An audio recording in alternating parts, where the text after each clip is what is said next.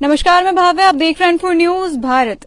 बड़कागांव हमेशा से विवाद में रहा है और विवाद के पीछे रहने के पीछे कई कारण हैं। कई बार विस्थापन, मुआवजा और यहाँ कंपनियां जितनी भी सेट होती हैं वो यहाँ के लोगों के लिए सही साबित न होने के कारण यहाँ के लोग हमेशा आंदोलनरत रहते हैं और आंदोलन करते हुए नजर आते हैं। इस वक्त हम मौजूद हैं बड़कागांव के जुगरा गांव में और आपको दिखा दें कि आज यहाँ ग्राम सभा का आयोजन हुआ है और इस सभा के भीड़ से आपको देख करके अंदाजा लग रहा होगा कि यहाँ के लोग कितने जागरूक है अपने हक की लड़ाई के लिए। और लगभग 2004 से ये लड़ाई चल रहा है, आज 2025 हो गया और लगभग समझ लीजिए आप 20 सालों से ये लड़ाई चल रहा है और लगातार चल रहा है। यानी कि सिर्फ यहाँ पे जितने लोग बैठे हुए हैं वही नहीं, इनके जो माता पिता हैं वो भी इस लड़ाई में शामिल रहे हैं। फिलहाल हम इस मामले को अच्छे से समझेंगे। आज यहाँ पे 3 विषय को उठाया गया है, मुआवजा, विस्थापन और इसके साथ साथ कट ऑफ डेट। इन तीनों मुद्दों को हम चाहेंगे कि पहले अच्छे से हमारे दर्शकों को समझाया जाए कि ये तीनों मुद्दे इस गांव के लिए किस तरह से फलदायक है। देखिए, सबसे पहले कंपनसेशन का जो मुआवजा का बात होती है, कंपनी जब जनता आक्रोशित होती है तो 2 लाख, ये मुआवजा 3 लाख रुपया से प्रारंभ की गई थी 2004 से। 3 से हुआ 5, 5 से हुआ 10 और 10 से हुआ 15, 15 से हुई 20 और आज 24 लाख पर स्थगित है। ये 2020 की बात है। 2020 में 20 लाख रुपया थी। 2020 में आंदोलन हुआ तो वहाँ पे 4 लाख रुपया बढ़ा। तो अभी वर्तमान में मुआवजा दर 2024 या 25 में 24 लाख रुपया प्रति एकड़ है, जो आज के समय के लिए बहुत ही नगण्य है। 1 एकड़ का आज हम लोग 1 एकड़ जमीन यहाँ पे देते हैं 24 लाख रुपया में, तो हजारीबाग में या हजारीबाग के आसपास के इलाके में 1 से 2 कट्ठा हमारी जमीनें हो पाती है। माने हम एकड़ों का बेचेंगे तो वहाँ कट्ठा में हम लोग खरीदेंगे। इतना हम लोग नीचे जा रहे हैं, जबकि पूरा दुनिया, पूरी देश, पूरा राज्य सरकार से लेकर तमाम हमारे अगल बगल के कहते हैं कि हमारे यहाँ माइंस एशिया का सबसे बड़ा माइंस कंपनी यहाँ पे है और नवरत्न का महारत्न कंपनी NTPC है, हम लोग का धनवान बना रही है, लेकिन वास्तविकता कहीं उससे कोसों दूर है। हम लोगों ने यह साबित कर दिया है, सरकार से लेकर प्रशासनिक विभाग से लेकर कंपनी तक, कि हम लोगों ने मुआवजे के लिए कंपनी को जमीन नहीं दिया है। कंपनी मजबूर होकर हमारी पैसा को कभी ट्रेजरी में, हमारी जमीनें 2 तरह से अधिग्रहण कर रही है, एक एलए और एक CBA। तो एलए का जो होता है वो ट्रेजरी में डाल दिया गया है, जिससे यह साफ स्पष्ट होता है कि किसान जमीन देने को कंपनी को तैयार नहीं है। फिर भी प्रशासन और लाठी के बल पर, यहाँ के प्रतिनिधियों के सहयोग से वो प्रशासन खड़ा करके हमारे जमीने पर एलए में डाल दिया गया और कार्य किया जा रहा है।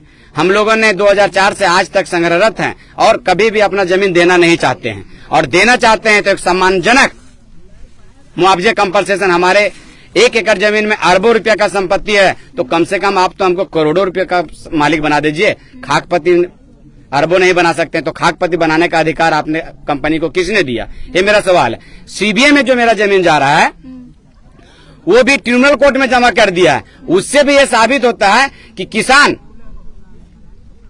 जमीन देने को तैयार नहीं है, यहाँ पे माइंस खोलने के लिए तैयार नहीं है। हम किसानों को अनाज चाहिए, कोयला नहीं। कोयले के लिए वैकल्पिक व्यवस्था हो सकती है, सौर है, पानी है, वगैरह वगैरह बहुत सारे साधन है, जिससे हमको बिजली प्राप्त हम कर सकते हैं, बना सकते हैं बिजली और उसे आपूर्ति ले सकते हैं। लेकिन अनाज के लिए हमारे पास उपयुक्त जमीन, उपजाऊ जमीन ऐसा नहीं मिलेगा। हमारे यहाँ, हमारे बड़कागांव अभी भी आप लोग नहीं देना चाह रहे थे? अभी भी हम लोग अब नहीं देना चाह रहे हैं, लेकिन हमारे पैसे ट्रिब्यूनल में डाल दिया गया। तो मैं प्रशासनिक विभाग को यह अवगत कराना चाहता हूँ कि हमारी सहमति नहीं है, फिर ट्रिब्यूनल में मेरा पैसा क्यों डाला गया? मैं देने में, कंपनी में भी सहमति, फिर हमारी जमीन पर जबरदस्ती। हमारे अचल संपत्ति का मालिक कौन है, ये आज तक न सरकार न प्रशासनिक विभाग क्लियर किया है। हमारा कॉन्स्टिट्यूशन में लिखा हुआ कि हम 39 का B में है कि जो जमीन का मालिक है, खनिज का भी मालिक वही है, लेकिन हमारा प्रशासनिक विभाग आंख बंद किए हुए है। पता नहीं किस कारण बंद किए हुए है, ये हम लोग से परे है। हम लोग समझ नहीं पा रहे हैं किस लिए वो आंख बंद किए हुए। अब बात रही कि चलिए हम सब कुछ में ये बात को समझ रहे हैं कि कोयला इतना जरूरी नहीं है, लेकिन इतना अफवाह प्रशासन विभाग द्वारा, यहाँ के ब्रोकर द्वारा, कोयला माफिया के द्वारा, चंद लोगों के, चाटुकार लोगों के द्वारा इस प्रकार से फैला दिया गया कि कोयला सरकार को बहुत जरूरी है। अरे भैया, जिनको नॉलेज नहीं है वो फैला रहे हैं इस बात को। मैं कह रहा हूं सौर ऊर्जा से तो आजकल मेट्रो चल रहा है, दिल्ली में जाके देख ले। मेट्रो चल रहा है। क्या हमारे यहाँ बिजली नहीं, लाइट नहीं जल सकता है सौर ऊर्जा से? पन बिजली इतना साधन है हमारे यहाँ, पन बिजली से हम उत्पादन कर सकते हैं, बहुत सारा साधन है। लेकिन कोयला माफिया लोग इस प्रकार से हवा बना दिए कि क्या बोला, ये इस प्रकार से दुर्गंध की तरह फैल गया, खुशबू की तरह नहीं फैला। अब रहा कटअप का, तो कटअप आज तक सरकार का है, कॉन्स्टिट्यूशन में है कि 18 इयर्स ओल्ड जो भी होता है, 18 साल के बाद जो भी पार करता है वो एकल परिवार हो जाता है। लेकिन कंपनी इसको नहीं मानती है।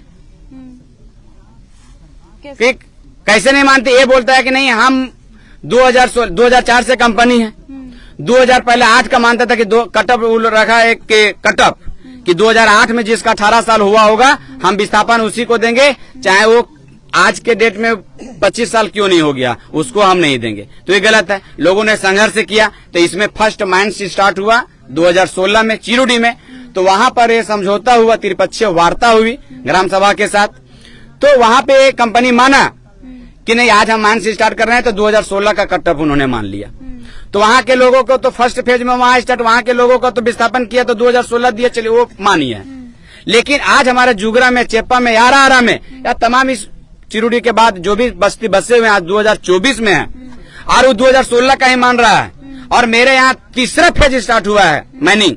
तो हम तीसरा फेज जिस डेट में स्टार्ट हुआ, या फिर हमको जिस डेट में आप विस्थापित कर रहे हैं, हम के हिसाब से उस जो हम 18 साल एलिजिबल है, तो हम हकदार हैं विस्थापन का। मेरा अपना छत होनी चाहिए, हमारा अपना परिवार है।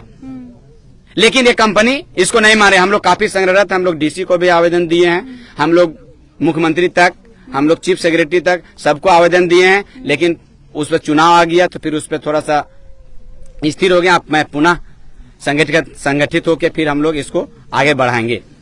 अब रही बात ये विस्थापन का, तो विस्थापन का तो मैं क्या बोलूं, इसकी ये रवैया है कि आप जाके देखिएगा ढेंगा कॉलोनी, तो वहां जानवर घुसाने लायक नहीं है। आप जाके सर्वे भी हुआ, जिस टाइम रघुवर दास का सरकार थी उस टाइम टीम बना और इसको ऑन रिकॉर्ड है कि वहां पे काम स्टॉप कर दिया गया। भैंस घुसाने लायक भी नहीं था। हमारे मनोज यादव थे उस टीम के सदस्य, जो अभी वर्तमान में बीजेपी से विधायक हैं, वो भी टीम का सदस्य थे। और उन्होंने ऑन रिकॉर्ड दिया, अपने विधानसभा में पेश किया कि वहां पे वो जो कॉलोनियां, फिर उसका काम बंद हुआ। फिर इन नेताओं का अगर मिल जाए झारखंड के बेचने का, तो मैं कह नहीं सकता हूँ कि झारखंड को बेचने में कितना समय लगाएंगे। आज उसी का हम लोग का तरस है, और हम लोग आज से जाग चुके हैं। आज से नहीं, हम लोग तो संघर्षरत हैं, लेकिन अब हम लोग का आंदोलन उग्र होगा। चाहे उसमें जो भी हो, जो भी रिजल्ट आए, हम लोग पेन पेपर से लेकर, हमारा दूसरा टीम उग्र करेगा, पहला टीम पेन पेपर से करेगा। और हम लोग का हर अलग अलग टीमें हैं, वो टीम अपना अपना काम करेगी। आवेदन कहाँ दिए हैं और कहाँ से क्या क्या रिस्पांस आया है? हम लोग आवेदन 2004 से आज तक आवेदन ही देते रहे हैं। कोई ऐसा विभाग नहीं होगा देश में जहां हम लोग पावर मिनिस्ट्री तक से पीएमओ तक, कोई ऐसा विभाग नहीं होगा जहां हम लोग आवेदन नहीं दिए हैं। आवेदन के फलस्वरूप कभी कभी वार्ता होती है, और वो वार्ता असफल होती है। एक भरवली हम लोगों का संतावना के लिए वार्ता का आयोजन कर देता है हमारा उपायुक्त महोदय के द्वारा, या उच्च पदाधिकारियों के द्वारा एक वार्ता का एक होता है। लेकिन वो एक सिर्फ संतावना के लिए वार्ता होता है। वार्ता में कुछ पास नहीं होती है, कुछ मान्यता हम लोग का जो मांग होता है उस पर कुछ पूरा नहीं होता है। और आपको बता दें कि ये सारे मुद्दे थे जहाँ पे विस्थापन, कट ऑफ और मुआवजे को लेकर के समझाया गया। क्या कुछ कहेंगे कट ऑफ के बारे में? क्योंकि अभी जो मेन समस्या जो नजर आ रहा है, क्योंकि आप लोगों को ये जमीन तो देना ही पड़ेगा, अपना जमीन, अभी जो मेन समस्या नजर आ रहा है वो कट ऑफ का नजर आ रहा है। देखिए, जमीन तो हम लोग देना नहीं चाहते हैं। सबसे पहले तो आप पत्रकार महोदय सबको नमस्कार, और सभी तमाम भाइयों का नमस्कार।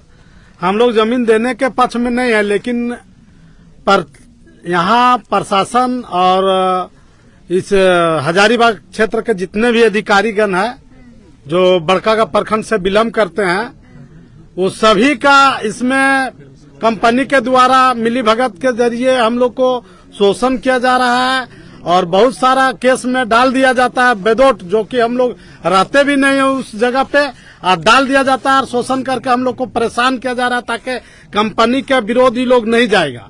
ऐसे डराने का बहुत प्रयास किया, और हम लोग सारा सिचुएशन को देखते हुए कंपनी के साथ निडर होके सारा विरोध करते आ रहे हैं, लेकिन कंपनी रुक नहीं रही है। कहीं कहीं मेरा ही भाई सब जो है, जो चंद पैसे के लिए दलाल बन के उसमें शामिल हो जाता है और एक दूसरे को जमीन कटवा रहा है।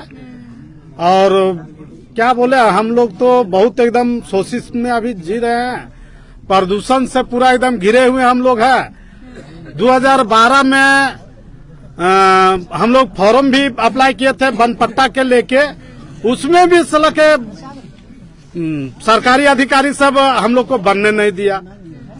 हाँ। किस कंपनी का यहाँ पे ज्यादा वर्चस्व है? त्रिवेणी कंपनी का। त्रिवेणी कंपनी। हाँ, त्रिवेणी कंपनी का यहाँ मतलब माइन से खुला है और त्रिवेणी कंपनी का है, ठीक है। 2004 से लगातार हाँ, वो पहले उधर थी, चीरू बरवाडी तरफ थी, अभी ये 2024 में यहाँ जुगरा में आई है। अच्छा। ठीक है, तो यहाँ हमारा जो अभी जब माइंस खुला है, हमको अभी विस्थापित चाहिए, वर्तमान का चाहिए हमको। पहले का नहीं चाहिए कि पहले कौन सा डेट रखा गया, वो सब हम नहीं जानते हैं। मेरा काम में अभी आई है तो अभी हमको वर्तमान की डेट चाहिए, कट ऑफ डेट हमारा रहना चाहिए, वो 2024 या 2025 अभी का रहना चाहिए, वर्तमान का। बस। मतलब कि अभी कौन सा डेट बताया जा रहा है? 2016? हाँ, अभी हम लोग को विस्थापित अगर दिया जाएगा तो 2016 के हिसाब से दिया जाएगा, लेकिन हमको वो नहीं चाहिए। मेरा अभी 25 साल हो रहा है, लेकिन हमको विस्थापित नहीं मिल रहा है। अभी हमारे गांव में अभी अगर माइंस खुली है तो हमको अभी का वर्तमान का विस्थापित चाहिए, मतलब कट ऑफ डेट अभी का चाहिए, वर्तमान का। चलिए, अब हम आपको बता दें कि ये जो यहाँ पर आज कहानी चल रहा है जुगरा गांव में, बड़का गांव के जुगरा गांव में, वो सिर्फ यहाँ का नहीं है। लगभग बड़का गांव के कई ऐसे गांव हैं जहाँ से ऐसी बातें सामने आती है, जहाँ से प्रशासन उनको कॉपरेट नहीं करते हैं, जहाँ पर मुआवजा सही से नहीं मिलता है, जहाँ पे जमीनी जो दर होता है वो सही से नहीं मिलता है, और भी ऐसी कई समस्याएं होती हैं जो सही से नहीं मिलता है। इस मामले को हम अच्छे से जानेंगे, इसके गहनता से जानेंगे, इस मामले को अच्छे से समझेंगे। और तब तक के लिए आप जुड़े रहें N4 न्यूज भारत के साथ। N4 news Bharat